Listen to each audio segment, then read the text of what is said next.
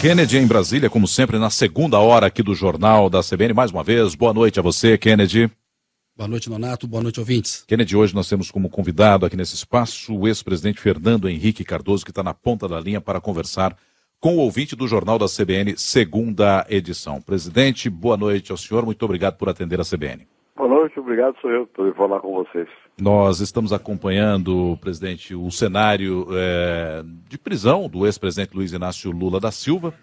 A gente lembra que há alguns anos, na ditadura, por volta de 1978, os senhores estiveram juntos, fizeram política juntos, e logo depois seguiram caminhos, obviamente, partidários diferentes. Os dois viraram presidentes da República.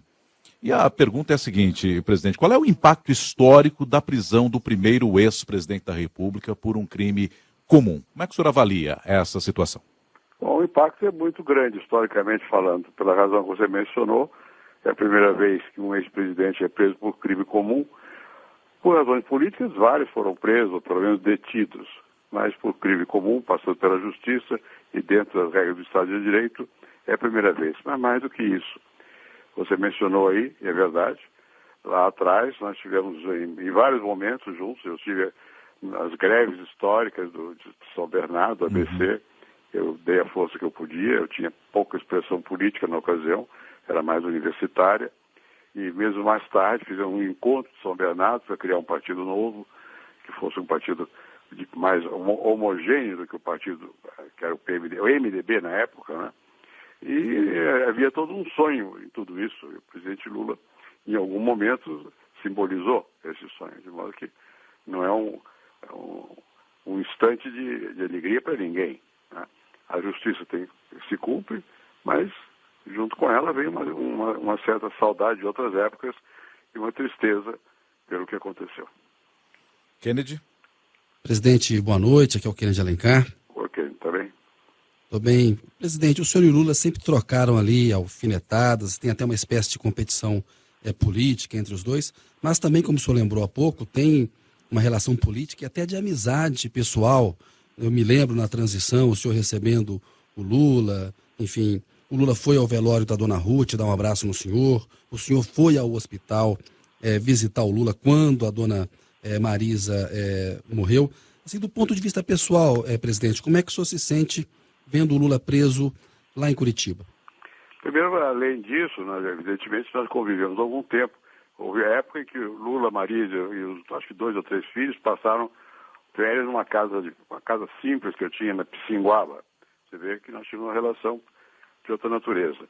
E, na verdade, apesar de que eu discordei da fundação do PT, por uma razão que não vem ao caso, eu procurei sempre manter uma relação de cordialidade, de equilíbrio, que acho que é importante para o Brasil, que as pessoas guardem civilidade, né? Eu não posso ficar contente. Eu entendo que a justiça se cumpriu. Eu não discuto as decisões da justiça. Imagino que tenho passado em revista todos os fatos, os dados, etc, etc. Mas eu não acho que seja bom para ninguém, né?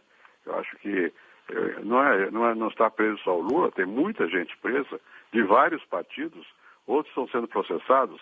Então é um momento delicado da vida política brasileira, que eu preferi que não tivesse percorrido este caminho, especialmente porque as acusações não são políticas, são acusações de conduta. Então é mais complicado ainda. E pior, é uma espécie de modificação das formas tradicionais de conduta errada, que era a corrupção, para transformar a corrupção em base de sustentação de partidos e do poder. Isso é inaceitável. Agora, o senhor o considera um preso político ou não, presidente? Não posso considerar, porque a justiça do Brasil é livre. Todos os trâmites foram cumpridos. Então são todos os demais também. Maluf é preso político, Palocci é preso político, eventualmente os que vão ser julgados pelo PSDB, que são do PSDB, são vítimas de perseguição política. Não acho que seja isso. Aliás, muito se falou, presidente, só emendando aqui, Kennedy, que a Lava Jato, de algum modo, era seletiva e não pegava ninguém, por exemplo, que estivesse envolvido em irregularidades ou malfeitos, como alguns políticos dizem, do lado do PSDB. O senhor acha que ela é seletiva? Eu não acho. Acontece o seguinte, quem estava no poder central não era o PSDB. E o foco da Lava Jato foi para casos que ocorreram nas instituições do poder central e das empresas do poder central. Quando se volta para o poder local, hoje mesmo, não estou anunciando que a Justiça Comum vai a processar, ou pelo menos avaliar se vale ou não a pena processar alguns ex-governadores que são do PSDB, é simplesmente uma questão do foco. O PSDB não estava no poder central no período em que essas acusações apareceram e foram investigadas. De modo que é por isso, não é uma questão de que haja privilégio. Aliás, é um privilégio detestável. Ninguém pode ter, nem gostável quem quer ter privilégio de ser excluído porque errou. É que não foi. Não. Aí eu acho que é uma confusão. Não existe... Quantos são dos outros partidos presos hoje? São muitos também. Não acho que haja isso, não. Kennedy? Presidente, uma discussão aqui no Supremo Tribunal Federal, no meio jurídico, é essa a respeito da aplicação da pena de prisão após a condenação em segunda instância. O senhor é a favor dessa regra? Acha que tem que prender após uma decisão condenatória na segunda instância? Ou avalia que seria melhor uma solução, como pensa o ministro Gilmar Mendes, Dias Toffoli, de aguardar um julgamento do Superior Tribunal de Justiça? Veja, por que aconteceu essa mudança de opinião do Supremo Tribunal? Tradicionalmente, a prisão era feita na segunda instância. Num breve período de tempo, mudou-se para esgotar-se todas as instâncias decisórias, né? Bem, nesse meio tempo, houve a lei da ficha suja, ficha limpa, não sei. O que ela diz? Ela diz que se torna inelegível, o que não é a mesma coisa que preso, mas inelegível, alguém que tenha em segunda instância sido condenado por um coletivo. Por que isso? Pela prescrição de pena, pelo fato de que nós temos no nosso sistema penal, processual, tais recursos que os que têm meios de protelar a decisão, protelam e são beneficiados pela prescrição da pena. Então, essa antecipação para o final do segundo foi para evitar a impunidade. Essa é a razão, a motivação, não é? Se fosse possível, eu não sou nem advogado, mas se fosse possível que no terceiro, sei lá, no Tribunal de Recursos, houvesse prazo para julgar, você teria seria até cabível imaginar a terceira instância. Mas ela não vai mais discutir a questão de fato, ela só vai discutir questão processual. Ainda assim, seria cabível. Mas como não há prazo, a decisão é outra. Vai haver impunidade ou não. O ex-prefeito João Dória, de São Paulo, presidente, disse que seria melhor derrotar o ex-presidente Lula nas urnas. Qual é o efeito político de eleger um presidente da República afastando Lula da disputa por uma ordem judicial? Ou o senhor acha que não tem nenhum? Não, algum efeito tem. Eu acho que mesmo os impeachments, eu sempre fui resistente aos impeachments porque a população não entende bem o que acontece, né? E claro que a população, da mesma maneira, vai se sentir um pouco tonta diante do que aconteceu. Agora, não há escolha, a justiça não tem que julgar. Isso é uma questão política, não é uma questão da justiça. A justiça tem que decidir em função, tem fato ou não tem fato, feriu a lei ou não feriu a lei, né? Do ponto de vista ideal, era melhor que não tivesse havido nada disso, que não tivesse havido nem acusações de que houvesse a disputa pura e simplesmente. Mas nós não podemos controlar todos os fatores. O Brasil está passando por um momento muito difícil por causa disso mesmo. Quer dizer, uma pessoa que tem liderança popular está condenada, e não pelo partido, não pelos outros partidos, não é pela oposição. Aliás, nem o PT acusa a oposição de ser responsável. Ela pode acusar até a mídia, sei lá o quê, mas não tem como acusar os outros partidos. É claro que era muito melhor que nada disso tivesse ocorrido, mas ocorreu. O que vai fazer? E quando ela acusa a mídia, tem razão ou não? Eu acho que não. A mídia reflete o que aconteceu. O que aconteceu é que nós perdemos o controle. Nós não. Alguns perderam o controle ético no levar a vida pública adiante, né? Agora, tem que ser... Quem decide isso é a justiça. Esse sempre foi meu ponto de vista. Não tem uma palavra minha antecipando condenação, julgamento, acusando, porque não cabe a mim. É claro que como político você vai dizer, é melhor que haja competição. Agora, eu não sou juiz. Se eu for juiz, eu tenho que julgar pelos fatos e a lei. Presidente, sem o apoio do PSDB não teria havido o impeachment.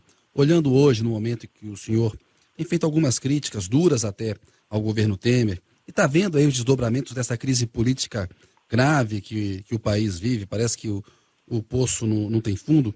Pergunto para o senhor se arrepende de ter apoiado o impeachment da Dilma ou defenderia a queda dela novamente? Veja, eu fui relutante, não no caso da Dilma, no caso do Collor. Eu fui relutante. Por quê? Porque o impeachment, ele decorre da incapacidade do governo de governar. Mas a população precisa entender isso. Bom, é claro que você tem que ter uma base legal, jurídica, né? Agora, quando ocorre o impeachment, é que o governo perdeu as condições de governar. Eu sou parlamentarista, né? Eu não quero que se faça isso aqui no Brasil hoje, que nossos partidos estão desorganizados e desmoralizados. Mas eu sou parlamentarista por quê? Entre outras razões, porque quando perde a capacidade de governar, cai o gabinete, não acontece nenhuma coisa mais dramática. Aqui, quando perde a capacidade de governar, ou fica um governo se arrastando sem tomar decisões de proveito nacional, ou há o impeachment. E o impeachment é traumático sempre. Então foi mais um impeachment político do que um impeachment que se deveu ali a um crime de responsabilidade por causa das pedaladas, o senhor acha? Não, o crime de responsabilidade houve, senão não passaria. Agora, veja o que aconteceu com o presidente Collor, para nós deslocarmos o foco do atual. A acusação central era de que ele tinha recebido um Fiat Elba, embora houvesse outras acusações envolvendo. Bom, muito bem, houve o impeachment. Depois do impeachment, houve um processo no Supremo Tribunal Federal. Ele foi absolvido. E alguns dos juízes, notadamente o que presidiu o impeachment, o juiz Santos, aqui de São Paulo, votou contra a penalização. Por quê? Porque ele recebeu o Fiat Elba, mas não deu nada em troca. Então não há crime. O que aconteceu é que ele não deveria ter recebido. Então, é sempre assim. Quer dizer, é complicado explicar isso para a população, não é? Agora, a razão política da queda é a perda de capacidade de governar, perde a maioria do Congresso. Presidente, quais foram os maiores... O presidente, me desculpe aí. Quais foram os maiores erros do PT e do PSDB na época do governo de cada um? Bem, já vários, né? Eu disse isso, já levei muita paulada na rede social. Por que o PT e o PSDB acabaram polarizando as posições? Porque eles nasceram próximos e tinham políticas mais ou menos parecidas. E que tinham, por razões eleitorais, como é que eu vou disputar o poder, eu transformo o outro não no adversário, mas no inimigo. Isso, o PT fez mais do que o PSDB, né? E considerar como inimigo aquele que era adversário, e na verdade quem é o inimigo é o mais próximo. É verdade? Não. Eu sempre tive uma outra ideia. Nós tínhamos que, em conjunto e com outras forças mais, lutar para limitar o atraso, o clientelismo, o patrimonialismo, o corporativismo e tudo isso. Esses são os adversários do povo brasileiro, da capacidade do povo de ter uma vida mais decente e melhor. E nós ficamos numa briga que sem focalizar nessa questão central. Se pudesse voltar no tempo, o senhor faria diferente? Tudo que eu propus, inclusive aumento de salário de professor, tudo. Agora, ainda falando de erros, presidente, o presidente Michel Temer atualmente tem a sua popularidade muito em baixa, né? Uma das piores. Qual tem sido o maior erro de Michel Temer no poder? Ou ele não teve tempo para se estruturar? Não é questão de erro do poder. Ele até fez mais modificações do que eu imaginava que fosse possível fazer. Acontece que ele nunca teve popularidade. E ele esse é um dos problemas do impeachment. Quem ficou a favor dele foi os que não votaram por ele. Os que votaram por ele foram os que votaram na Dilma, né? E ele ficou sem base. E nunca foi um líder popular, né? E então, é um homem ligado, foi presidente do PMDB, que também está acusado. Então é muito difícil que, por mais que tecnicamente acerte, que aumente a sua popularidade. Eu creio que ele, como qualquer um de nós, estará preocupado com o seu legado. Mas eu diria o seguinte, o legado é a história quem faz. Não adianta se dizer eu fiz isso, eu fiz aquilo, porque a história vai repensar tudo e vai mudar até de opinião no correr do tempo, né? Eu acho que o problema é outro. O problema é que o presidente Temer nunca teve apoio popular. Não vai ter, porque ele não nasceu, embora ele tenha sido eleito pelo povo, o povo esquece que votou no vice, pensa que votou no outro. Vamos passar a falar aqui um pouco da eleição, né, Kennedy? Sim. Ou pelo menos do cenário eleitoral, Kennedy? Vamos lá. Presidente, o senhor estimulou a candidatura do apresentador de TV Luciano Huck. Ele acabou não entrando no páreo. isso foi lido como uma descrença do senhor nas chances do Geraldo Alckmin e de que o senhor teria uma avaliação de que precisaria de uma novidade na política. Veja. No quadro atual, essa novidade pode ser o Joaquim Barbosa se ele for lançado pelo PSB. O senhor acredita que o Joaquim Barbosa seria um nome competitivo que poderia vencer forças tradicionais aí da política? Vamos por partes. Primeiro, eu não estimulei o Luciano, eu estimulei tudo que é novo. Eu acho importante que o Brasil permita espaço para lideranças novas. Acho isso muito importante. Por quê? Porque mesmo que eu apoie, como sempre apoiei, o candidato do PSDB, eu acho que o próprio candidato do PSDB melhora na competição. Então, minha posição não era de lançar alguém. Eles disseram que eu lancei vários, não foi só o Luciano, não. Tem vários. Bom, agora, quem que é competitivo? Eu acho que o Barbosa deixou uma lembrança positiva pela ação dele lá no tempo do Mensalão. O que eu acho é o seguinte, nós só vamos saber realmente isso no embate, quando houver a discussão pública entre os candidatos, quem se firma, quem não se firma. Eu acho que nas condições brasileiras, a palavra vai pesar muito, a mensagem vai pesar muito, a credibilidade vai pesar muito. Se a pessoa tiver credibilidade e for capaz de uma mensagem, é muito importante. Mas eu acrescento outras questões. Tem que governar. E para governar, não basta a mensagem. Você tem que conhecer. O presidente Temer, ele não tem popularidade, mas ele conhece o Congresso. Ele consegue fazer o Congresso funcionar. Tem que conhecer o Congresso, tem que conhecer a máquina pública, tem que ser capaz de falar com a nação. A nação não são os ricos, a nação é o povo em geral. Inclui os ricos, mas não são só eles. Não é o mercado, é o país. Tem que falar com o país e tem que ser capaz de formular um rumo para o país. O país está se sentindo órfão. Para onde é que eu estou indo? O mundo está mudando. Muita coisa, muita confusão. Quem é que me leva para algum lugar? Enfim, isso nós vamos ver o que vai acontecer agora nas eleições, quando começar o debate. Agora, presidente, a gente tem Jair Bolsonaro lá na faixa dos 20% de intenção de voto, pelo menos pelas pesquisas. O ex-governador Alckmin na faixa de 7% a 8%. O ex-governador é competitivo? Olha aqui, eu acho que é por seguinte razão. Primeiro, ele ganhou em São Paulo várias vezes. Né? E sempre foi assim, um pouco no começo, nem com tanta força. Mas segundo, não é só isso não. É que você vai em eleição, você compara um com o outro, com o outro, com o outro. E tem que ver o que está em jogo. Você falou do Bolsonaro. Muito bem. Está subindo. Por que está subindo? Porque a população está insegura e quer ordem. Né? Acha que a segurança é fundamental. E alguém... ele parece ser, quero falar do que eu não sei, porque eu não sei o que ele pensa. Não sei se pensa o que pensa, não sei ainda. Vamos ver na campanha o que ele vai dizer, como é que vai ser, como é que as forças sociais vão se colocar. Né? E é uma campanha fragmentada do ponto de vista dos candidatos. Tem candidato demais.